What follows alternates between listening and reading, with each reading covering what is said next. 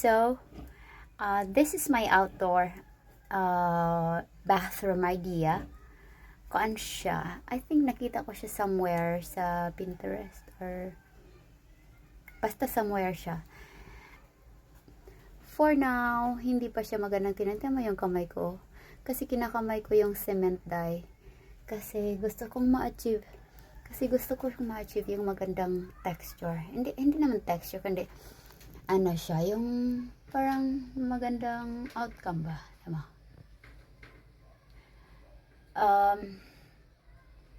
Sa ngayon, hindi pa siya masyadong maganda. Actually, nilagyan ko na siya ng yung skim coat.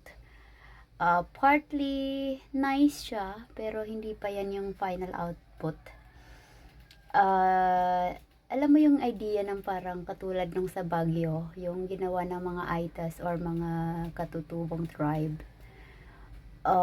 Ano siya, katutubong tribe tawag, redundant na siguro na. Basta mga tribe guy, di ba compiled yung mga stones? Pero yun sa kanila kasi is parang natural yung color. Since hindi natin ma-achieve yung ganong kulay dye, let's do it in a way na madaling gawin. Actually, hindi siya madaling gawin kasi maano siya, ma-hassle. Kumbaga, kuti. Sa Bisaya is kuti. I don't know what that is in Tagalog. Anyway, imaginein mo din yung katulad ng ginagawa ng mga anay, no? Or bubuyog. Hindi ba? You can't imagine kung paano nila ginawa yung magandang perfect na bahay. Di ba? May mga compartment pa yan. Pag buksan mo yung yung kanang punso ba ay no sa punso sa ganin day sa Bisaya is kanang what's this bundo na open. Nakatry kasi ako mag-open ng bundo day. Pag ganyan ko day, may mga rooms. Sabi ko, wow, ka-amazing man sa pakagawa nila kasi di pa matigas yung yung parang clayish yung style ng soil ng sa bundo ba, yung sa punso is meron siyang mga compartment na maganda yung pakahulma. So katulad din niya ng paggawa natin ng ganito. So hindi siya it's partly modern, pero may iba hindi gusto yung ganito. Pero sa mga updated, sa mga trend, alam nila yung mga ganyan kasi nakikita mo nga sa mga reels sa Facebook, di ba may mga ganyan ginagawa nila yung ganyan. So, medyo matrabaho siya, pero after so many years, when I look back to it, kasi last time, kasi gumawa ako ng ganito, lagayan ni Mama Mary, yung parang grotto dye. So, since gumawa ng road or national road dito sa front ng bahay namin dye, grateful tayo na nagawan tayo ng national road, no? Dahil sobrang putik before, yung mga ng dumi ng mga tae ng mga ng mga baboy ng kapitbahay dahil nasa amin na dahil kapag ka nagbabaha. So sa ngayon, since maganda na yung road, I'm so blessed, diba? So ganun siya dahil. And then ganito yung ginagawa natin si Mama. Kuhan siya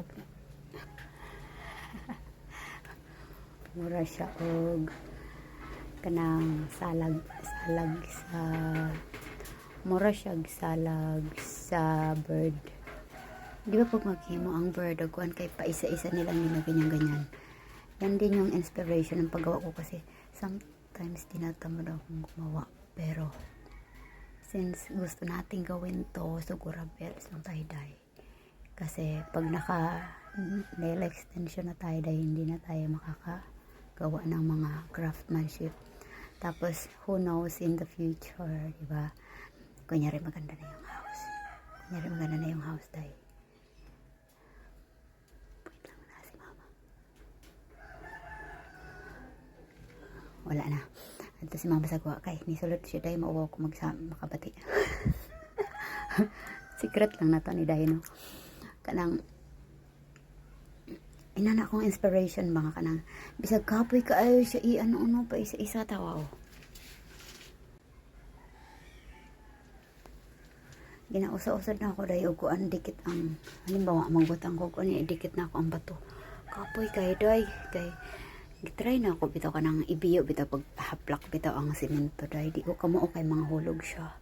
Kaya ano ko siya, gitry ko siya na ano para ano ba? Tas ano to?